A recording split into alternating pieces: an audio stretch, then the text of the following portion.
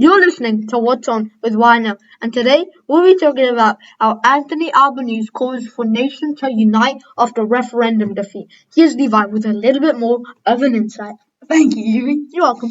A visibly shaken Anthony Albanese called on Australians to unite to find the answers to address Indigenous disadvantage after the resounding defeat of the historic voice referendum. Australians overwhelmingly rejected the referendum to enshrine an Aboriginal and Torres Strait Islander voice in the Constitution. On Saturday, 14th of October, all 6 states rejected the proposal. At 6 a.m. on Sunday, the national tally stood at 60% for the no and 40% for yes. So, Yuvi, what do you think about this? I really think it's sad seeing this and how most of the country said no, because I'm sure that my parents probably voted yes, and I'm sure that a lot of people voted yes. I'm just not sure how a lot of people voted no. Yeah. I think it's just like the owners of the land, they just not like the unoriginal owners of the land just don't want them to have a voice still. I thought it ended a long time ago, but apparently it hasn't. Yeah. And I think that it was a clean sweep. I think, that's just what it said. But I think all 6 states said no, and that is to whoever voted whatever. To the people that voted yes, that's sad. But to the people that voted no, they're damn happy. Exactly. I would have never thought that majority voted no. That's just. But then at the end of the day, everybody has their own reasons for why they voted yes and why they voted no. Exactly. And we can't be mad at them for what they voted. Exactly. No matter if we even have our own opinions on it, we can't get mad at them for whatever. But we can help them in the way that we want to. Exactly. Yeah. Have you heard anything? Well, I heard that voters in Queensland were most against the proposal for constitutional change, with 68% of votes cast for no. Damn. So, that means it's for constitutional change. So, they want the constitution to change. Yeah. And what I saw that was, interesting, right? Yeah. I saw some, because when you go to, Dandenong Stadium or something, there'll always be, those voting polls there. Yeah. And I actually saw some Aboriginals saying vote no as well. So that was interesting, because I was like, you guys want, your voice. Not you guys, I'm just saying that in a general term. But, Aboriginals and Torres Strait Islanders want the voice. Yeah. But they're saying vote no. Yeah. And if Aboriginals themselves and Torres Strait Islanders themselves are saying no, then there must be, and they might be happy because, for whatever reasons, they're happy that it was a clean sweep. Yeah. And also, the no camp has also resonated with New South Wales and Victoria voters who rejected the referendum, 59% and 54% can't respectively. South Australia returned a 64% vote for no, while 59% of Tasmanians and 64% of WA voters against the change. Damn. And just 38% of Northern Territory voters were in favour of the proposal. So that means that's a lot. Yeah. And have you heard anything from Anthony Albanese or some people? Well, I heard that he said tomorrow we must seek a new way forward with the same optimism. Oh yeah. And I also said we intend as a government to do what we can to close the gap. So when it says close the gap, I mean that I'm guessing that he thinks that they don't want it to be 68 and 32 or whatever it was. They want to close that so it's a 49-51 type of thing. Exactly. And I mean, we're just little kids. We don't know anything about this. Exactly. But I don't think they're going to be able to close the gap.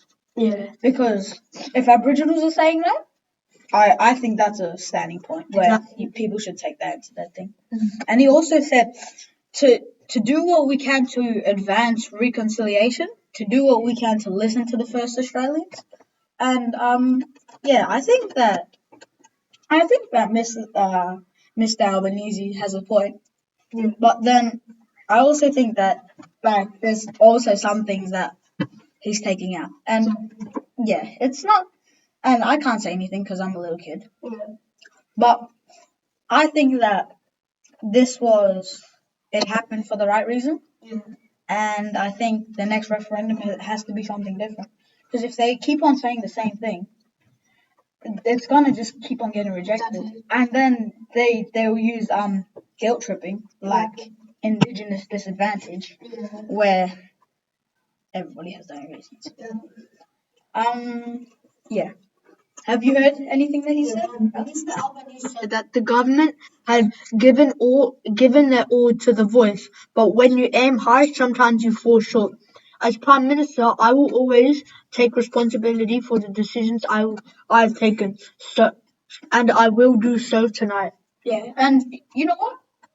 I can respect that. Yeah. Because even though it didn't go where he wanted it to go, he's not being technically salty. Like, he's still taking responsibility. Yeah, and he's still being he's still taking accountability. Yeah. Yeah. And Mr. Albanese said Australians must now take the country beyond the debate without forgetting why we had it in the first place. Yeah. And yeah. And he also said too often in life of our nation and in the political conversation, the disadvantage confronting Aboriginal and Torres Strait Islander people has been relegated to the margins, he said. Yeah. Yeah, have you heard anything else? Well, I heard that there is a new national awareness of indigenous disadvantage.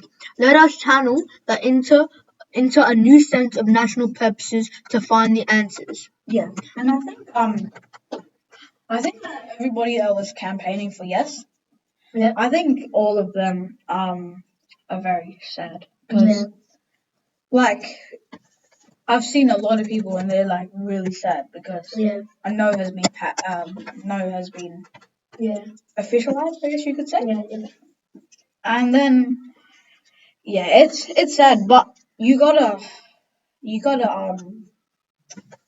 still gotta hold your love for the country and still respect each other. Yeah. Even if you know what they voted, still respect each other because it to a certain degree it is whoever's fault that it happened to know, but they all have their own reasons, like I said before, and you can't like disregard each other. Yeah, and I heard Mr. Dutton say the country must redouble efforts to improve outcomes for Indigenous Australians, and yeah, and he also said that includes an urgent need to boost law and order to increase school attendance and employment at many remote communities. And yeah, all of them have fair points. Exactly.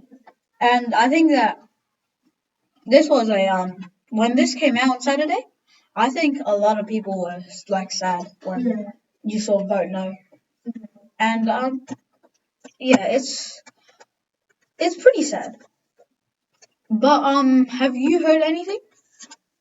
But I heard that another person, I don't really know her name, but she said that it is time to accept that we are all part of the fabric of this nation, that Indigenous Australians are also Australian citizens, that Indigenous children, their human rights should be upheld, just as any other kids.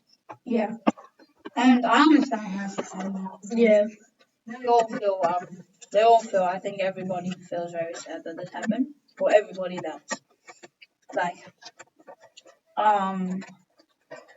put their life into this, put their dedication into this. But I also heard invoking Winston Churchill, Mr. Albanese said, success is not final. Failure is not fatal. It is the courage to continue that counts. And you know what? I mean, I'm not gonna lie. That's a very good quote. And I kind of get why he's saying it because he's like, he doesn't want it to end here. He still wants them to get their voice. There's still a chance, but yeah. And I think that whoever voted yes, they're fatally sad. But there's always a way to get back up. And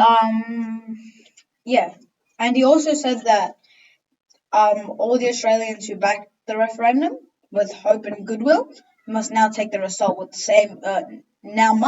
result with the same grace and humility, and I can respect that. Yeah, he's what he's saying isn't wrong, and I think we've covered a lot, and um and yeah, thank you for listening to What's On With Y&L. We'll see you in the next episode. Bye. Bye.